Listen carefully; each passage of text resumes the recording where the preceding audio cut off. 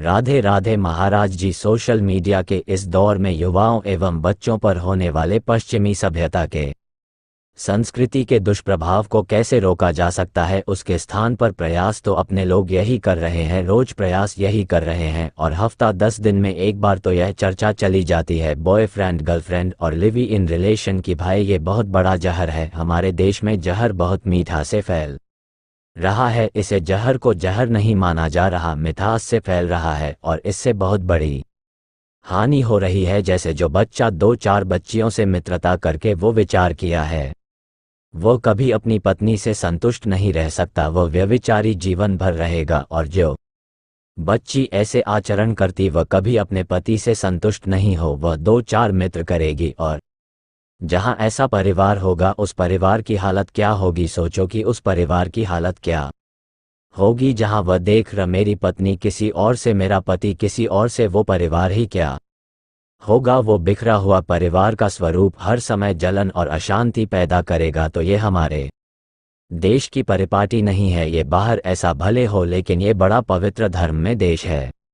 यहाँ तो एक बार जिसका वर्ण कर लिया, दुख सुख सहते हुए पार पूरा जीवन निर्वाह कर दिया। तो ऐसा हमारे समाज का स्वरूप था कि एक बार जिसका वर्ण किया, चाहे वो पत्नी हो चाहे पति हो, तो दुख सुख जैसा भी स्वभाव एक दूसरे का वो सहते हुए पूरा जीवन आनंद पूर्वक निपटा दिया। अब तो ऐसा बहुत कठिन हो रहा है। हाँ, अब मान लो 4 जगह ब्रेकअप हो गया, अब जब उनका ब्याह होगा तो वही अभ्यास है, तो पति से ब्रेकअप नहीं होगा फिर और तो ये जो हमारी समाज में दूषित भाव फैल रहे, इनको हमें लगता है अपने बच्चों को समझाना चाहिए और अपनी भी आदतें सुधार चाहिए। माता पिता को धैर्यवान बनना चाहिए कि हमारे आचरण हमारे बच्चों पर पड़ते हैं और बच्चों को दोस्त की तरह बैठकर समझावे कि यह जो आचरण है जीवन में बहुत हानिकारक है। परिपक्व अवस्था में ब्याह आदि करके गृहस्थ के भोग भोगना अलग बात है, लेकिन इस तरह का वह विचार करने से जीवन ही नष्ट हो जाता है, जीवन ही अपवित्र हो जाता है। तो इसमें आप लोगों को भी सहयोग देना होगा और हमारे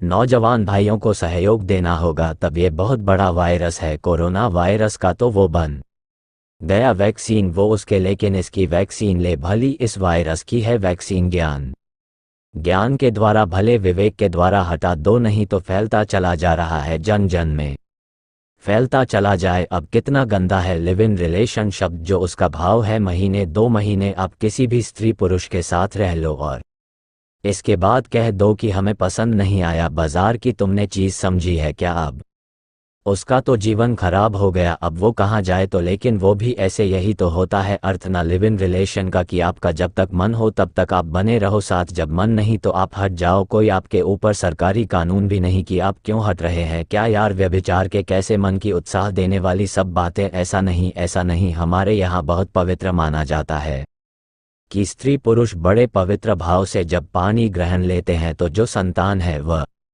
राष्ट्रभक्त भगवत भक्त। ऐसे अब जैसे आपके संस्कार फिर कूड़ा दानों में संतानें पड़ी देखे गई, बच्चे बच्चियां कूड़ा दानों में, छोटे छोटे नवजात शिशुओं को लोग फेंक जाते। क्यों फेंक गए? यही लिव इन रिलेशन, यही गर्लफ्रेंड और बॉयफ्रेंड का जो नौटंकी नाटक है ना, यही है इस अपराध का जनक, यही है इस अपराध। क्योंकि अगर आप धर्मपूर्वक संतान उत्पन्न किए होते तो आप बैंड बजवा की बालक हुआ है, संतान हुआ है, ये छुप के कूड़े दान में फेंक आने की, जो आज तो तुम कूड़े दान में फेंक आओ, कल जब पैदा होगा तो तुम्हें कूड़े दान में फेंकने वाला बनेगा। जब आप घर गृहस्थी स्वीकार करोगे ना और बच्चा होगा ना, वो जब सयाना होगा तो फुटपाथ में फेंक आएगा, तुम्हें कूड़े दान में फके आएगा। क्योंकि अवश्य में वक्तव्य कृतम कर्म सु, अब तुम देख नहीं पा रहे, चलने लायक नहीं रहे, तब कूड़े दान में फेंके जाओगे। इसलिए बहुत सावधान, ये जो आपराधिक प्रवृत्तियों का जनक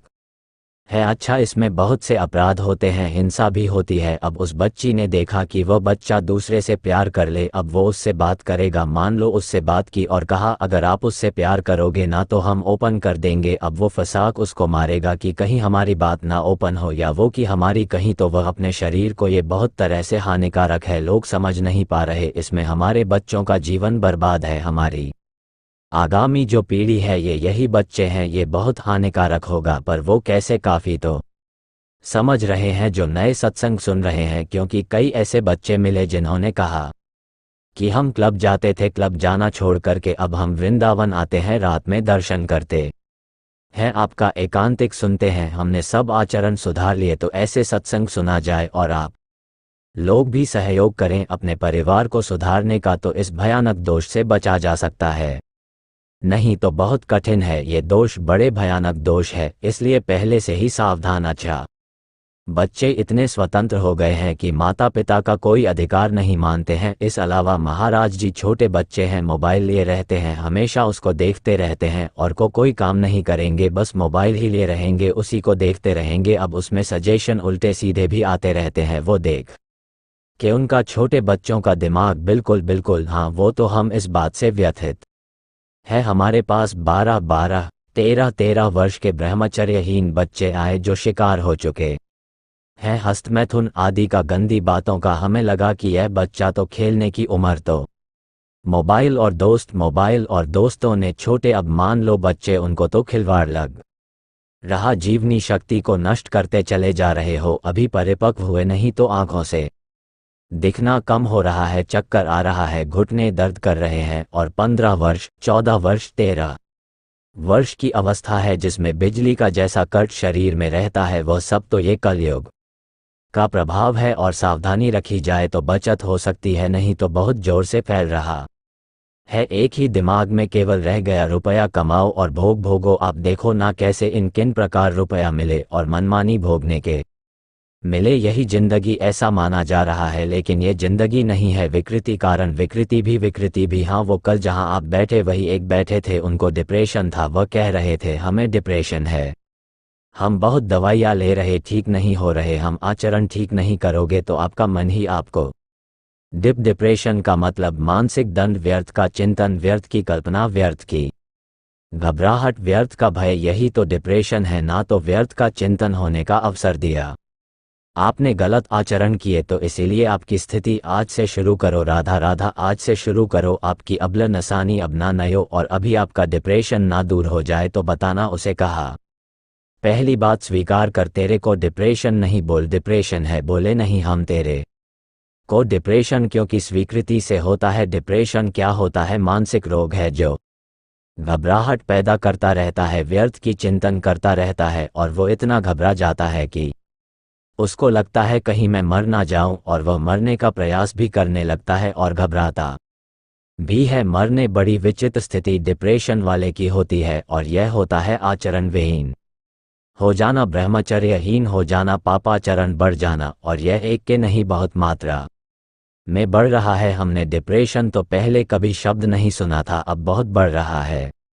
जिसको देखो डिप्रेशन में जरा सी हानि हुई, डिप्रेशन में गया, जरा सा प्रतिकूलता हुई, डिप्रेशन में गया, क्यों? पावर नहीं रह गया। ब्रह्मचारी को कुछ समझा नहीं जाता, खान पान पवित्र नहीं है, आचरण पवित्र नहीं है, तो मन डिप्रेशन में नहीं जाएगा और क्या करेगा? और अभी सही ढंग से चलो तो भारी से भारी दुख में कोई डिप्रेशन नहीं छू पाएगा। अपने दिमाग में यदि स्वस्थ है तो देखो शरीर की भारी अस्वस्थता कोई प्रभाव नहीं डाल पा रहे, और अगर हमारा दिमाग अस्वस्थ हो जाए तो अभी हम चारपाई में लग जाए, अभी चारपाई मिले तो दिमाग स्वस्थ का से राधा राधा राधा राधा राधा, वही आपको कह रहे, हर परिस्थिति से लड़ना आ जाएगा। यदि आप अध्यात्म में चलना सीख गए, हर परिस्थिति को रद आ जाएगा, रोना आ जाएगा। आप सच्ची मानो, हमें कोई परेशानी नहीं, शरीर परेशान है तो हमें कोई परेशानी